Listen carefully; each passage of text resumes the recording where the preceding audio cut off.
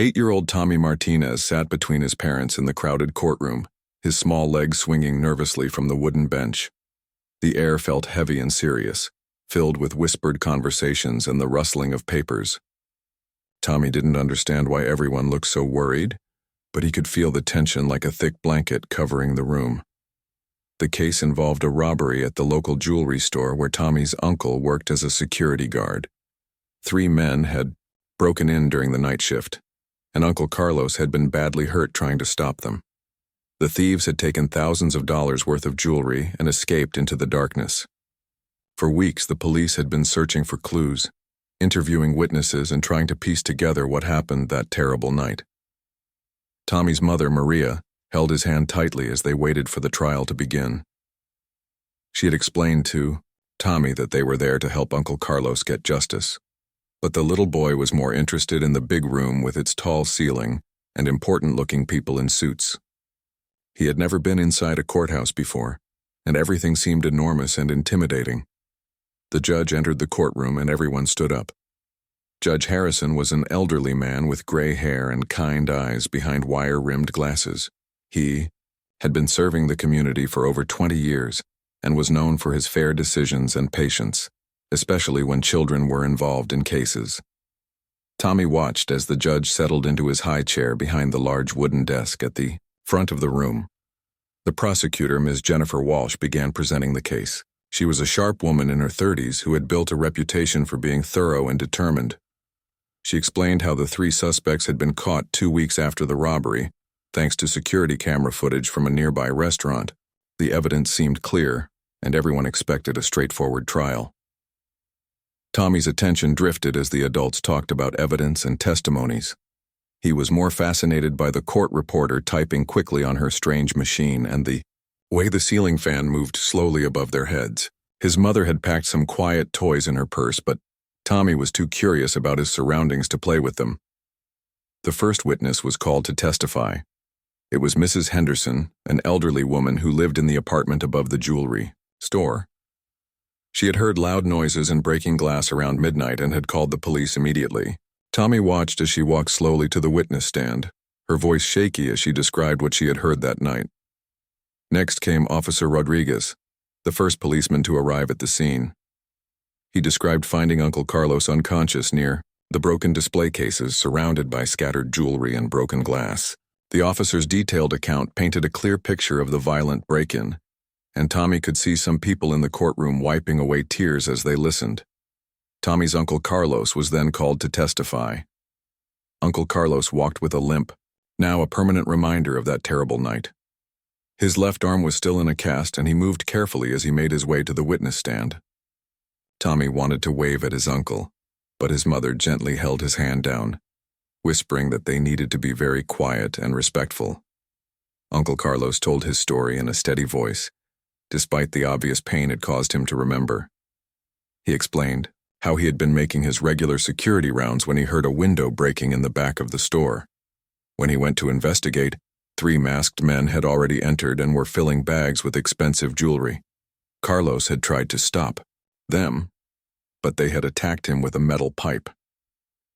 As Uncle Carlos spoke, Tommy noticed something that made him sit up straighter in his seat. Near the back of the courtroom, standing along the wall, were several security guards in uniform. They were there to maintain order during the trial, as was standard procedure for cases involving violent crimes. But one of the guards caught Tommy's attention for a reason he couldn't quite understand. The guard was tall and had dark hair visible beneath his cap. He stood perfectly still, like all the other guards, with his hands clasped behind his back. But something about his posture, the way he held his shoulders, seemed familiar to Tommy. The little boy stared at the guard, trying to figure out why. He felt like he had seen him before. Tommy's mother noticed her son's distraction and gently turned his head forward, encouraging him to listen to Uncle Carlos's testimony. But Tommy's eyes kept drifting back to the security guard. There was something about the man's stance, the way he occasionally shifted his weight from one foot to the other, that triggered a memory in Tommy's young mind. The prosecutor continued, questioning Uncle Carlos about the details of the attack. She asked him to describe the 3 men, but Carlos explained that they had been wearing masks and dark clothing. The only thing he could remember clearly was that one of them had been unusually tall and had moved with a distinctive limp, favoring his right leg. As the testimony continued, Tommy became more and more convinced that something was wrong. The security guard at the back of the room kept looking around nervously, unlike the other guards who remained focused and still. Tommy had always been an observant child, often noticing details that adults missed. His teacher frequently praised him for his attention to detail during story time and art projects. The morning session continued with more witnesses and evidence presentation. Tommy tried to focus on what the adults were saying, but his attention kept returning to the security guard. Something deep in his memory was stirring, like a puzzle piece trying to fit into place. He remembered playing in the park near the jewelry store just days before the robbery, and he had seen someone walking with that same distinctive movement. As they broke for lunch, Tommy tugged on his mother's sleeve. He wanted to tell her about the security guard, but she was busy talking to his father about Uncle Carlos's testimony. The family joined other relatives for lunch at a nearby restaurant, where the adults discussed the case in hushed tones, while Tommy picked at his sandwich, his mind still focused on the mysterious guard. When they returned to the courtroom after lunch, Tommy immediately looked for the security guard who had caught his attention earlier. The man was still there, standing in the same position along the back wall, but now Tommy noticed he seemed more nervous than before. The guard's eyes darted around the room frequently and his hands fidgeted behind his back. The afternoon session began with the defense attorney, Mr. Robert Chen, presenting his opening statement. Mr. Chen was an experienced lawyer known for his thorough investigations and attention to detail. He argued that while his clients were clearly guilty of robbery, the prosecution's case had some gaps that needed to be addressed. He suggested that there might have been a fourth person involved in the crime, who had not yet been identified. Tommy's father, Miguel, leaned over to explain quietly to his son what was happening. He told Tommy that the defense lawyer was trying to show that maybe the three men who were caught weren't the only ones involved in hurting Uncle Carlos. Tommy nodded, but his attention was still focused on the suspicious security guard. The first defendant was brought forward to testify. James Mitchell was a thin man in his 20s with numerous tattoos covering his arms. He looked nervous as he sat in the witness chair, occasionally glancing toward his lawyer for reassurance. Mitchell admitted to being part of the robbery, but claimed he had never intended for anyone to get hurt. Mitchell explained that the plan had been simple: get in, take the jewelry, and get out quickly while the security guard was making his rounds in another part of the building. But something had gone wrong. According to Mitchell, they had been told the guard would be away from the main showroom for at least 20 minutes, giving them plenty of time to complete the theft without confrontation. As Mitchell continued his testimony, he mentioned something that made Tommy's ears perk up. He said that they had received inside information about the security guard's patrol schedule from someone who knew the store's routine very well. This mysterious informant had told them exactly when it would be safe to break in and which display cases contained the most valuable items.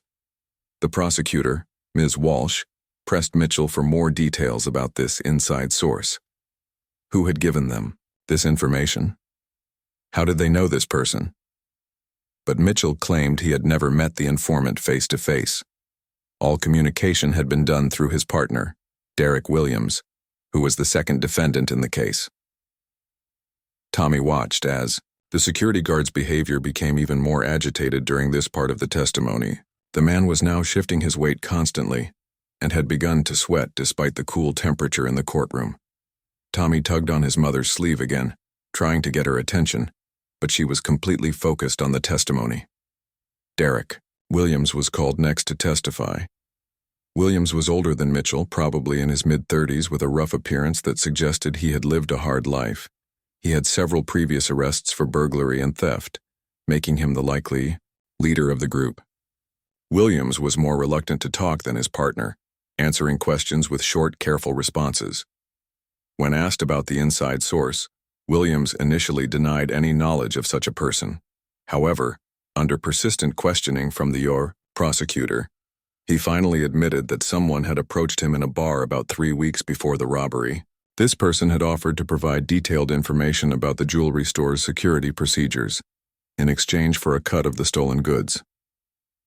Williams described the mysterious informant as a tall man who seemed to know a lot about security, systems, and police procedures. The man had been very careful not to reveal his identity, always meeting in dark, crowded places where he couldn't be easily recognized.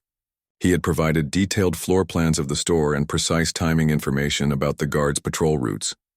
Tommy's heart began beating faster as he listened to Williams's description.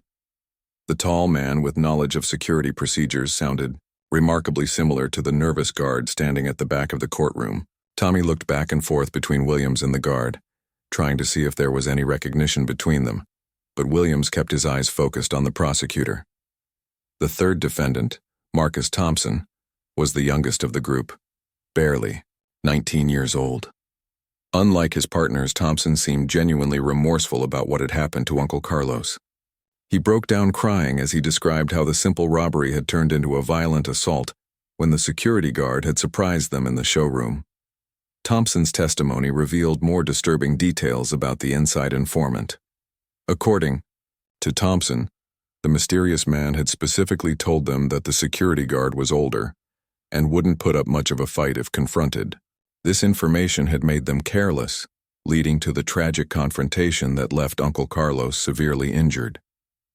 As Thompson continued his emotional testimony, Tommy noticed the security guard had moved slightly closer to the exit door.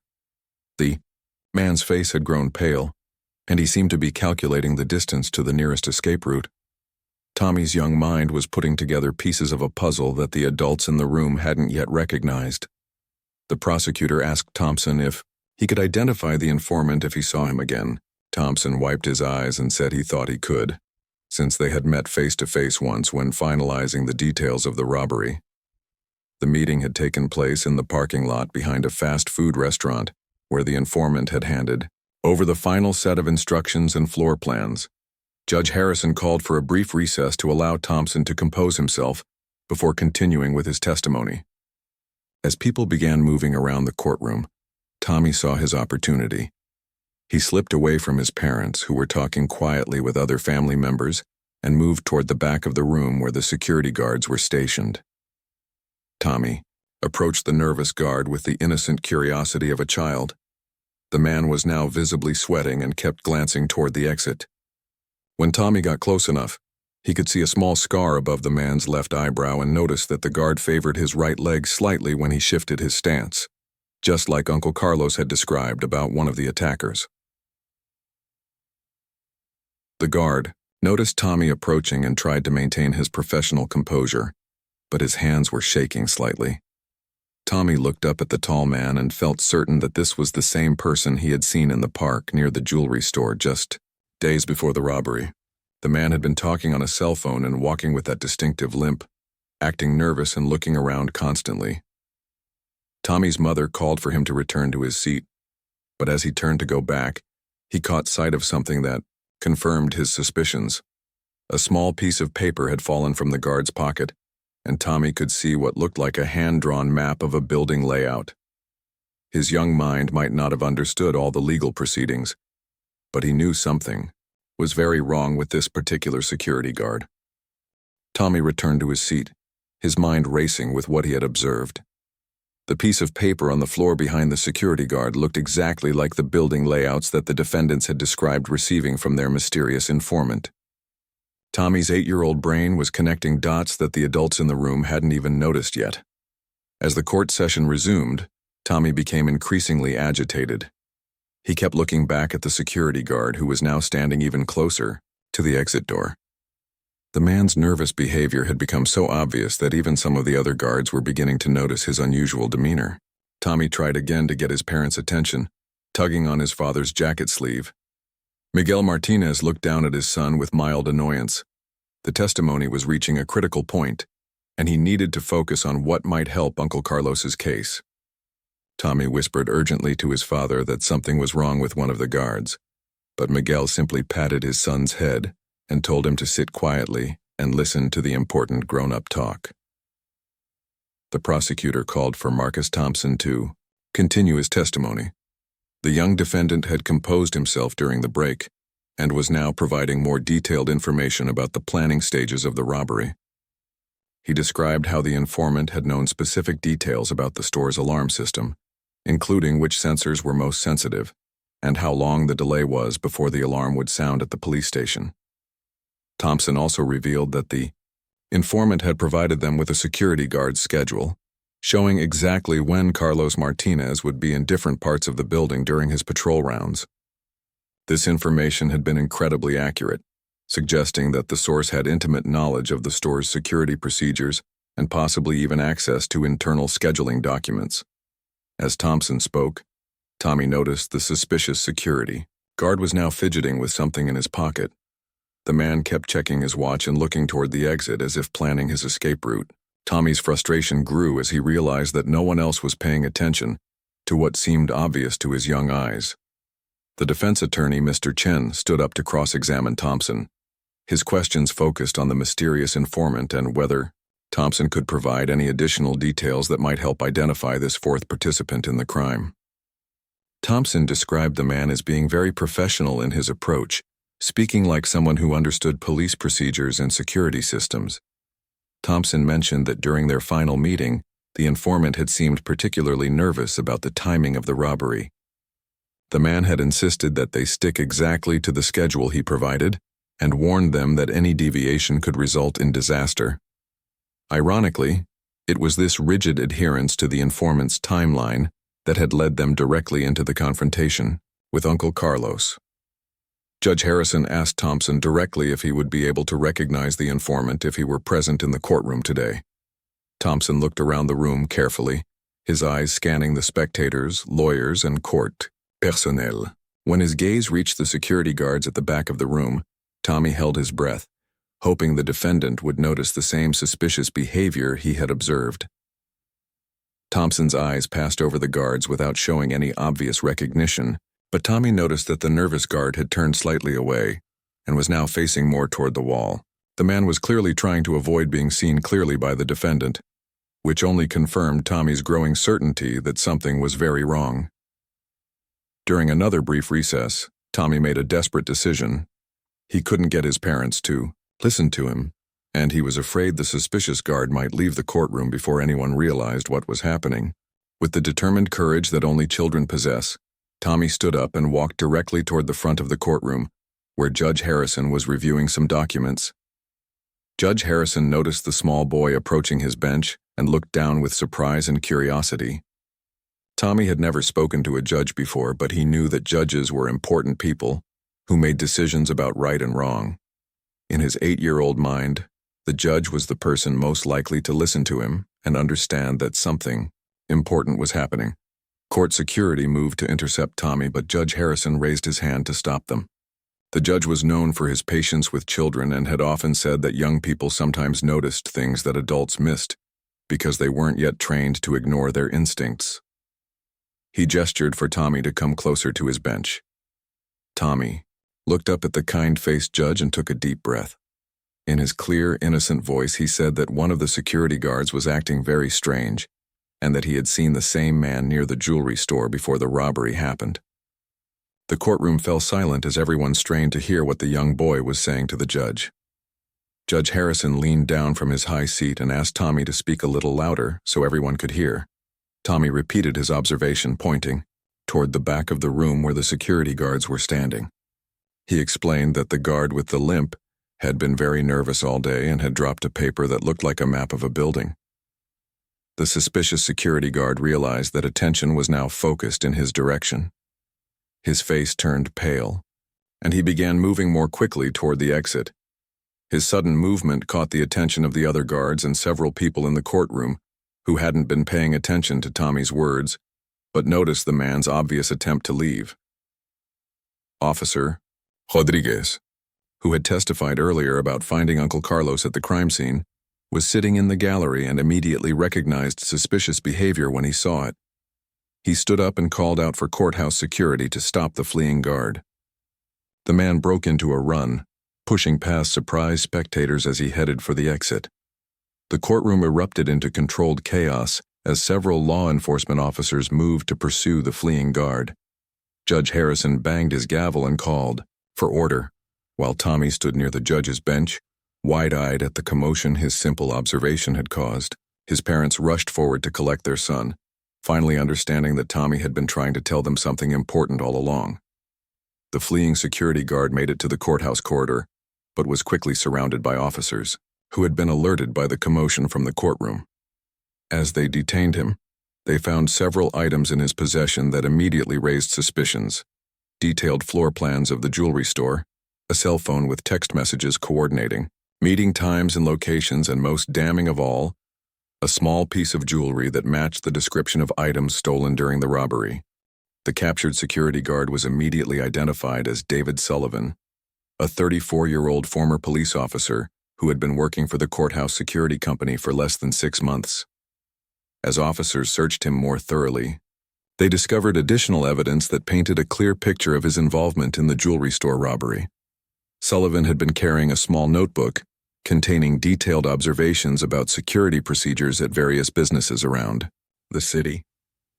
The notebook included specific information about guard patrol schedules, alarm system details, and notes about valuable merchandise locations.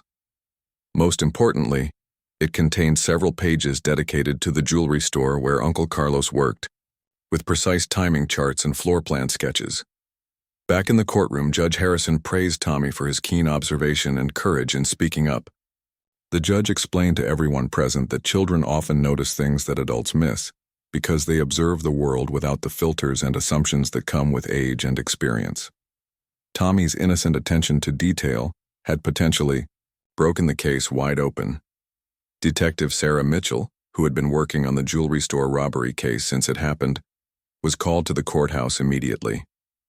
She arrived within 20 minutes and began interviewing Sullivan in a holding room adjacent to the courtroom. Sullivan initially tried to maintain his innocence, claiming that the evidence found on him was circumstantial and could be explained away. However, when Detective Mitchell showed Sullivan the text messages found on his phone, his story began to fall apart. The messages clearly showed communication with someone identified only as D in his contacts, discussing meeting times and locations that matched exactly with the information provided by the 3 defendants during their testimony. The messages also included references to the old guard's schedule and easy targets in the main display. Sullivan's phone records revealed even more damaging evidence. He had made several calls to a number that belonged to Derek Williams, the second defendant, in the weeks leading up to the robbery. The timing and duration of these calls corresponded perfectly with the meetings that Williams had described during his testimony about the mysterious informant. Meanwhile, in the courtroom, Prosecutor Walsh requested a brief recess to evaluate this new development. She huddled with Detective Mitchell to review the evidence that had been found on Sullivan. The breakthrough that Tommy's observation had provided was potentially game-changing for the case, but they needed to verify all the connections before proceeding. Tommy's parents were finally beginning to understand the magnitude of what their son had accomplished. Maria Martinez hugged Tommy tightly, apologizing for not listening to him earlier when he had tried to tell them something was wrong. Miguel shook his head in amazement, realizing that his 8-year-old son had solved a mystery that experienced law enforcement officers had missed. Uncle Carlos, who had been watching the dramatic events unfold from his seat in the witness area, approached Tommy with tears in his eyes. Despite his injuries and the pain he still endured from the attack, Carlos knelt down to Tommy's level and thanked him for paying attention when the adults had failed to do so. He told Tommy that his sharp eyes and brave heart had helped catch the person who had made his attack possible. Detective Mitchell's interview with Sullivan continued for over an hour. Faced with overwhelming evidence and the realization that his carefully planned scheme had been unraveled by a child's observation, Sullivan finally began to cooperate. He admitted to being the inside source who had provided the 3 defendants with detailed information about the jewelry store's security procedures. Sullivan revealed that he had been deeply in debt due to gambling problems and had seen the robbery as a way to solve his financial difficulties without directly participating in the crime itself. As a former police officer, he knew how security systems worked and had spent weeks observing the jewelry store to gather the information he sold to the robbers. The most shocking revelation came when Sullivan admitted that he had specifically chosen a night when Carlos Martinez was working, because he knew Carlos was nearing retirement age and assumed the older man wouldn't put up much resistance. This callous calculation had directly led to Uncle Carlos's severe injuries when the security guard had bravely tried to stop the robbery. Sullivan's confession also revealed that he had been planning to steal some of the recovered jewelry from the evidence locker at the courthouse, using his security access to complete his profit from the crime. The piece of jewelry found in his pocket was actually part of the evidence that was supposed to be secure, proving that his corruption went even deeper than initially suspected. When court resumed, Judge Harrison addressed the dramatic turn of events. He explained to the jury that new evidence had come to light that would significantly impact the case. The judge commended Tommy publicly for his observation and courage, noting that the boy's actions had helped uncover a level of corruption that might have otherwise gone undetected. Prosecutor Walsh announced that additional charges would be filed against David Sullivan, including conspiracy to commit robbery, accessory to assault, evidence tampering, and abuse of his position as a law enforcement officer. Sullivan's involvement as the inside source explained many of the questions that had remained unanswered about how the robbery had been planned so precisely. The three original defendants, through their lawyers, immediately began negotiating plea agreements in light of Sullivan's confession. With the real mastermind behind the robbery now identified and in custody, their legal positions had changed significantly. They were still guilty of their crimes, but their sentences might be reduced in exchange for their continued cooperation in building the case against Sullivan. Detective Mitchell announced that Sullivan's arrest would likely lead to investigations of other unsolved robberies in the area. His notebook contained information about several other businesses, suggesting that the jewelry store robbery might not have been his first attempt at using inside information to facilitate crimes. Tommy sat quietly beside his parents, still processing the magnitude of what had happened. The shy 8-year-old who had simply noticed something that seemed wrong had helped solve a case that had puzzled investigators for weeks. His observation had not only brought justice for Uncle Carlos, but had also prevented Sullivan from potentially orchestrating additional crimes in the future. The news of Tommy's courtroom heroics spread quickly throughout their small city. Local television stations arrived at the courthouse within hours, eager to interview the 8-year-old boy whose sharp eyes had cracked a case that had stumped experienced investigators. Tommy's parents were initially hesitant about the media attention, wanting to protect their son's privacy and normal childhood. However, Judge Harrison suggested that sharing Tommy's story might encourage other children to speak up when they notice something wrong, and could help adults remember to listen more carefully to young people's observations. The judge personally ensured that any media interviews would be conducted in a child-friendly manner, with Tommy's comfort and well-being as the top priority. The first interview took place in the courthouse lobby, with Tommy sitting between his parents while a gentle reporter asked him simple questions about what he had noticed during the trial. Tommy explained in his innocent way that the security guard had seemed scared and was acting differently from all the other guards in the room. When asked how he knew to speak up, Tommy said that his teacher at school had always told the class that if something didn't feel right, they should tell a trusted adult. He had tried to tell his parents, but they were busy listening to the important testimony, so he decided to tell the judge because judges are supposed to help people when something is wrong. The reporter asked Tommy if he understood how important his actions had been. Tommy nodded seriously and said he was glad he could help Uncle Carlos because his uncle had always been kind to him and didn't deserve to be hurt by bad people. The simple sincerity of his words moved everyone watching the interview. Detective Mitchell held a press conference later that evening to provide more details about David Sullivan's arrest and confession.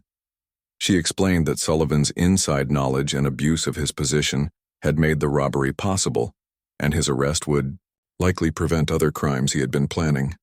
She specifically thanked Tommy for his observation, noting that trained law enforcement officers had missed what the observant child had noticed. The detective revealed additional disturbing details about Sullivan's scheme. His gambling debts had totaled over $50,000, and he owed money to some dangerous people who had been pressuring him for payment. The jewelry store robbery was supposed to be the first of several similar crimes that Sullivan had been planning to orchestrate, using his knowledge of security systems and procedures. Sullivan's notebook, which Tommy had noticed him dropping in the courtroom, contained detailed information about 6 other businesses in the area. Police were now working with the owners of these establishments to improve their security measures and prevent the crimes that Sullivan had been planning. Uncle Carlos was released from the hospital the day after Sullivan's arrest. His physical injuries were healing slowly, but the knowledge that the mastermind behind his attack had been caught gave him a tremendous sense of relief and closure. The first thing he did after returning home was visit Tommy to thank him personally for his courage and keen observation. Carlos brought Tommy a special gift, a detective's badge that he had purchased at a toy store, along with a magnifying glass, and a small notebook for recording observations. He told Tommy that he had the instincts of a great detective and should always trust his ability to notice things that others might miss. Carlos also promised to listen more carefully whenever Tommy wanted to tell him something important. The 3 original defendants pleaded guilty to reduced charges in exchange for their full cooperation in prosecuting Sullivan. James Mitchell received a sentence of 5 years in prison, Derek Williams got 7 years due to his leadership role, and Marcus Thompson received 3 years because of his age and obvious remorse. All 3 expressed genuine regret for their actions and the harm they had caused to Uncle Carlos. David Sullivan faced much more serious charges as the mastermind behind the crime.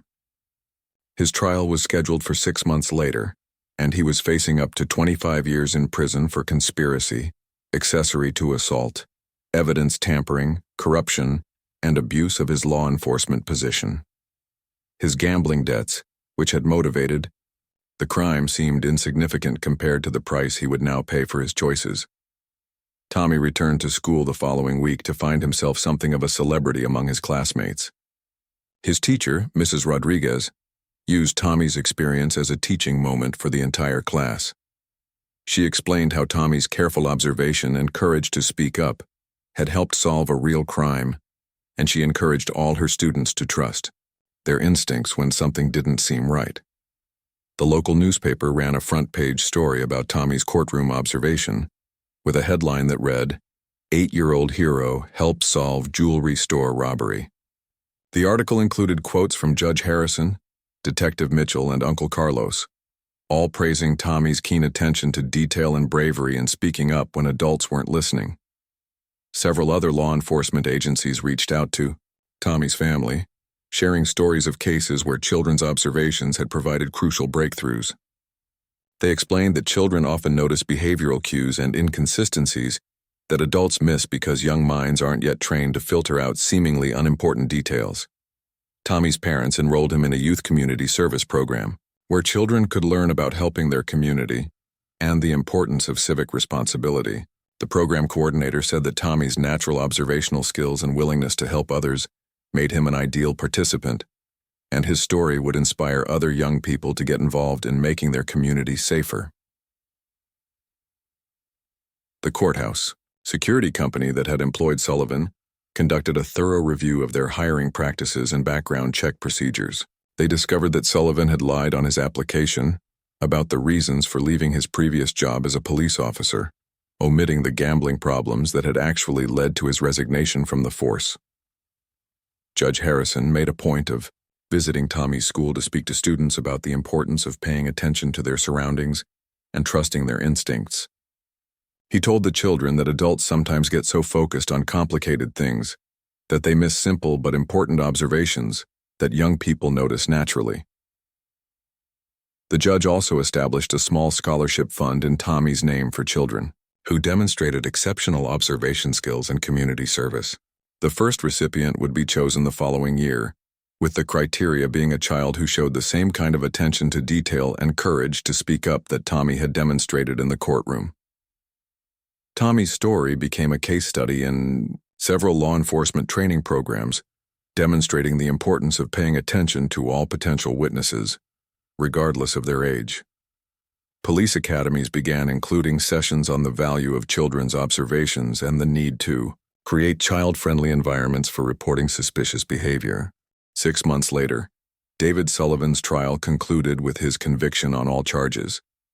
The jury deliberated for less than 2 hours before finding him guilty of conspiracy, accessory to assault, evidence tampering, and corruption. Judge Harrison sentenced Sullivan to 22 years in prison without the possibility of parole for 15 years. The former police officer's gambling addiction had ultimately cost him his freedom, his career, and his future. Tommy attended Sullivan's sentencing hearing with his family. Now 9 years old, he had grown more confident and articulate since his famous courtroom observation. When Judge Harrison asked if Tommy wanted to make a statement, the young boy stood up and spoke clearly about how important it was for people in positions of trust to do the right thing and protect others instead of hurting them. Sullivan, wearing an orange prison jumpsuit and shackles, looked at Tommy with what appeared to be genuine remorse. He asked the judge for permission to apologize directly to the boy and his family. In a voice heavy with regret, Sullivan told Tommy that his actions had been selfish and wrong, and he thanked the boy for having the courage to expose his crimes before more people could be hurt. Uncle Carlos had made a remarkable recovery from his injuries. While he still walked with a slight limp and had some permanent nerve damage in his left arm, he had returned to work at the jewelry store with improved security measures. The store owners had installed additional cameras and hired a second security guard to ensure that no one would ever again work alone during night shifts. The jewelry store created a small display case near the entrance featuring a photo of Tommy and a plaque describing how his observation had helped solve the robbery case. The display included information about the importance of community awareness and encouraged customers to report suspicious behavior to local authorities. Tommy was invited to the store's reopening ceremony and was given a key to the city by the mayor. Detective Mitchell kept in touch with Tommy's family throughout the months following the case.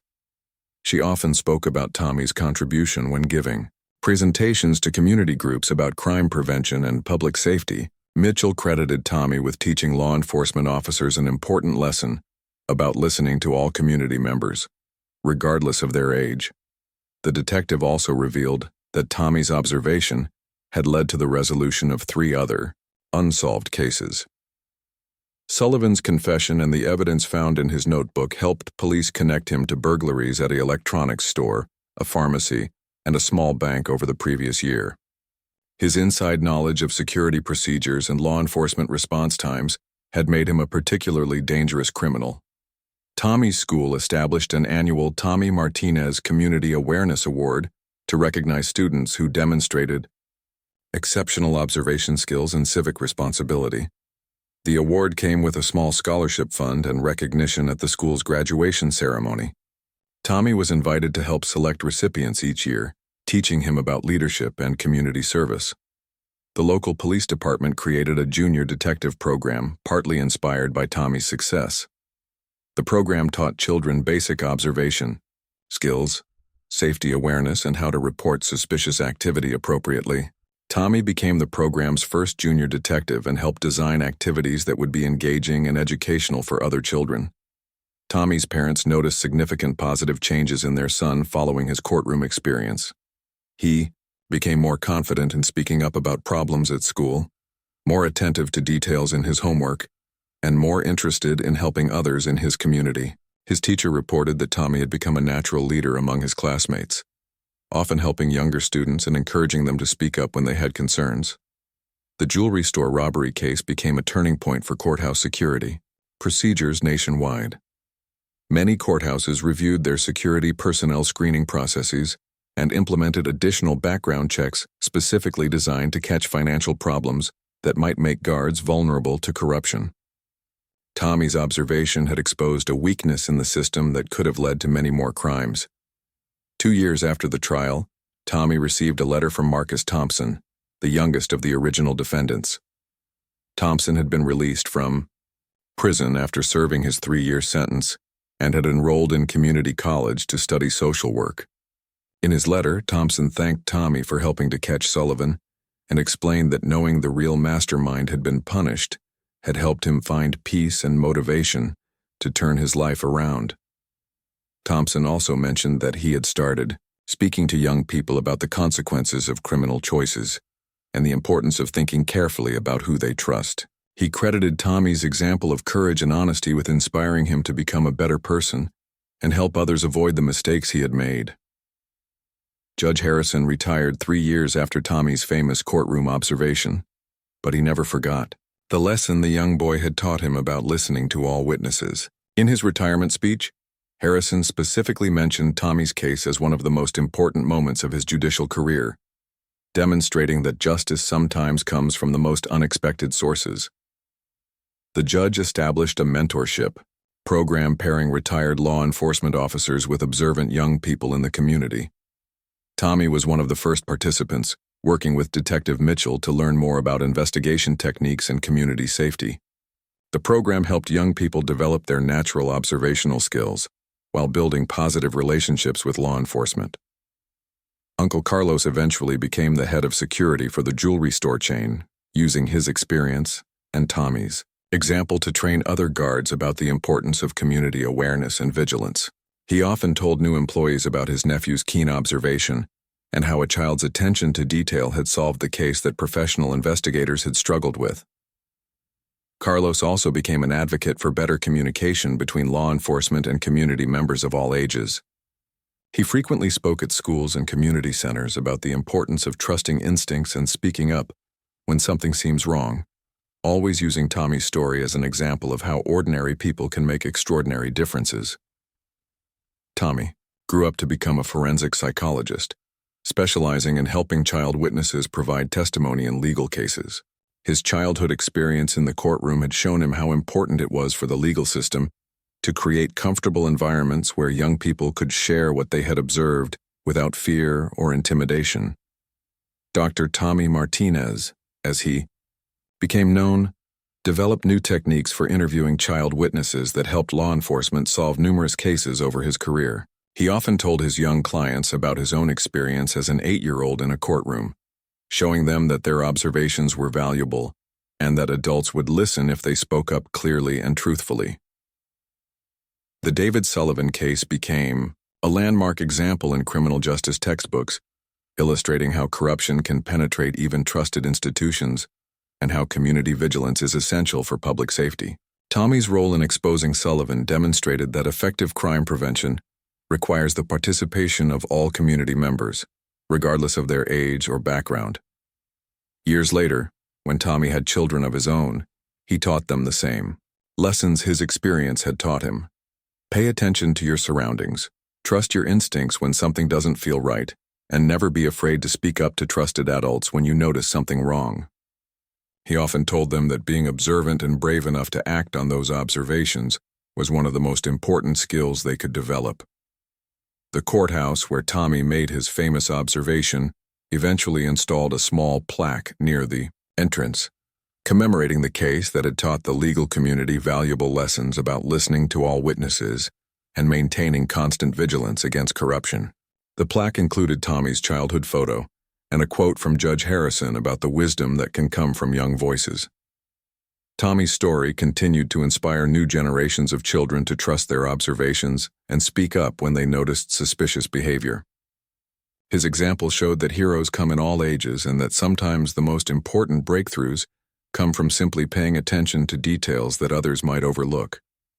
The 8-year-old boy who pointed at a nervous security guard had not only helped solve a crime, but it also changed how society thought about the value of children's voices in seeking justice.